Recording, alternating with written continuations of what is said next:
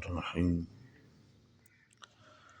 وعن عبد الله بن عمرو رضي الله تعالى عنهما قال: مر بنا رسول الله صلى الله عليه وسلم وأنا وأمي نطين شيئا،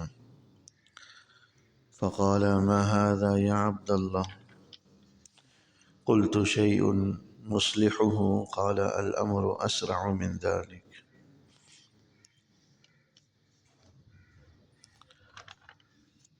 حضرت عبداللہ ابن عمرو بن العاص رضی اللہ تعالی عنہما حضور علیہ السلام کے جلیل القدر صحابی ہیں. ان کے والد ماجد حضرت عمرو بن العاص رضی اللہ عنہ وہ بھی جلیل القدر صحابی تھے، بیٹے بھی جلیل القدر صحابی ہیں. فرماتے ہیں کہ مر بنا رسول اللہ صلی اللہ علیہ وسلم، ایک دفعہ حضور علیہ السلام ہمارے پاس سے گزرے. وَأَنَا وَأُمِّي نُطَيِّنُ شَيْئًا، میں اور میری والدہ اپنے گھر کی دیواروں پر مٹی لیپ رہے تھے، گارا لیپ رہے تھے. فقال: ما هذا یا عبد اللہ، یعنی اس کی کچھ مرمت کر رہے تھے.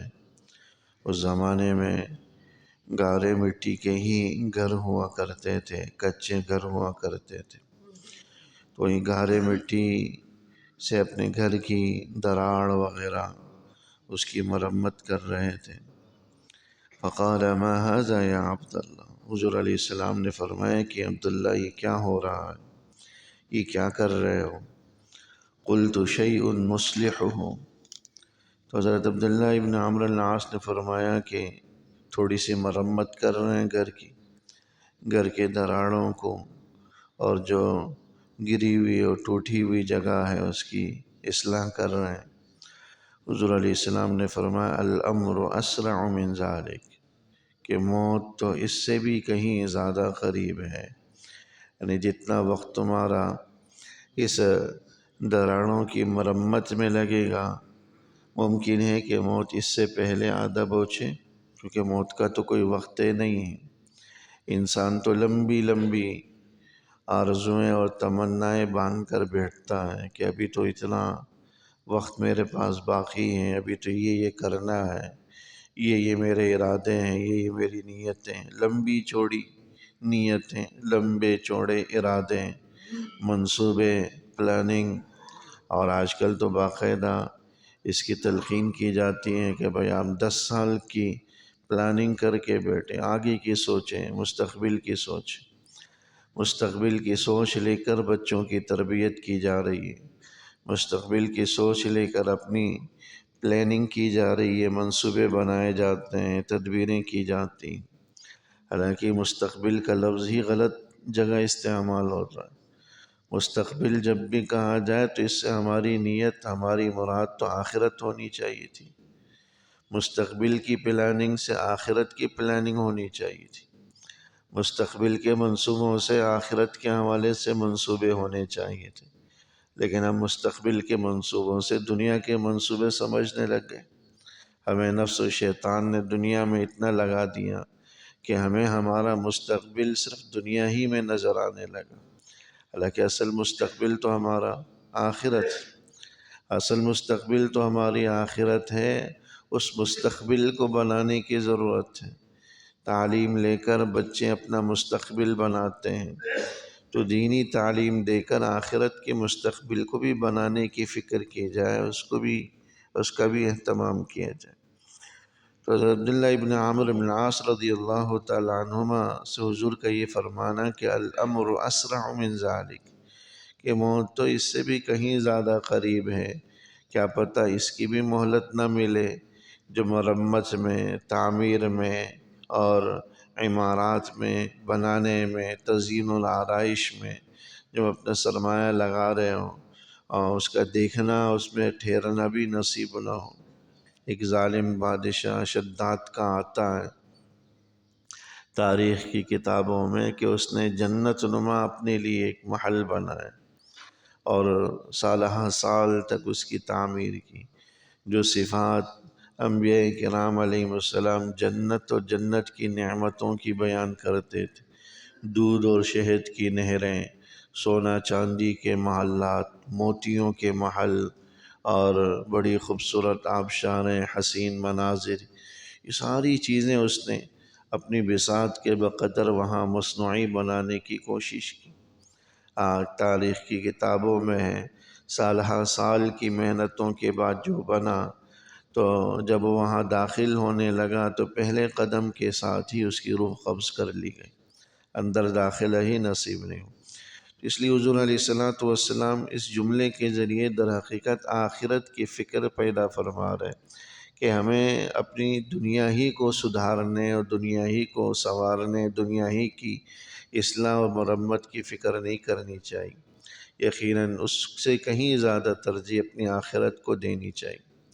غالباً یہ کوئی بہت ایسی مرمت والی بات نہیں ہوگی، معمولی سا ہی کام ہوگا، کیونکہ اگر کوئی ایسا نقص ہے گھر کے اندر جو عیب کا باعث ہے، یا یہ کہ پردے اور سطر کے اندر نقص کا باعث ہے، تو اس کی مرمت میں، اس کی اصلاح میں کوئی مذائقہ نہیں ہے۔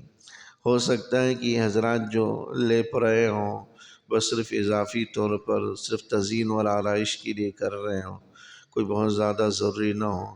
اس لیے حضور علیہ الصلوۃ والسلام نے انہیں اس بات کی تلقین کی، الامر اسرع من ذالک، کہ قیامت کا معاملہ یا موت کا معاملہ تو اس سے بھی کہیں زیادہ قریب ہے۔ بعض روایات کے اندر یہ بھی آتا ہے کہ کبھی کبھار حضور علیہ الصلوۃ والسلام کہیں قضائے حاجت فرماتے تو پانی میسر ہوتا، لیکن پانی کے لیے ذرا گھر جانا پڑتا، گھر جا کر پانی استعمال کرتے، تو فوراً تیمم کر لیا کرتے تھے۔ اگر فی الوقت وضو کا ارادہ نہ ہو یا پانی قریب میں نہ ہو، تھوڑا سا دور جانا پڑے، تو فوراً تیمم کر لیا کرتے تھے۔ تو حدیث کے اندر آتا ہے، جو ساتھ موجود صحابہ ہیں وہ کہہ دیا کرتے تھے کہ پانی تو قریب میں ہی ہے، 10 قدم 20 قدم چلیں گے تو پانی مل جائے گا۔ حضور علیہ الصلوۃ والسلام فرماتے تھے، ما یدرینی لعلی لا ابلغ، مجھے یہ بھی یقین نہیں ہے کہ میں دو چار قدم پر پانی ہے وہاں تک بھی پہنچ پاؤں گا، نہیں پہنچ پاؤں گا۔ زندگی کا تو اتنا بھی پتہ نہیں، اس کی بھی گارنٹی نہیں، اس لیے کم سے کم تیمم آدمی وہیں کر لے، تاکہ ایک حد تک طہارت اور پاکیزگی میں تو ہو۔ اگرچہ پانی کی موجودگی میں وہ تیمم کارآمد نہیں ہے، تیمم کی تو اجازت اسی وقت ہوتی ہے جب پانی بالکل ناپید ہو، یا آدمی کو کوئی اللہ بچائے ایسی بیماری لگی ہو کہ پانی استعمال ہی نہ کر سکتا ہو، مضر ہو، تو تیمم کی اجازت ہوتی۔ تو یہاں تیمم اس غرض سے نہیں تھا، بلکہ ایک طرح سے کسی حد تک طہارت و تطہیر اور پاکیزگی کے لیے تھا۔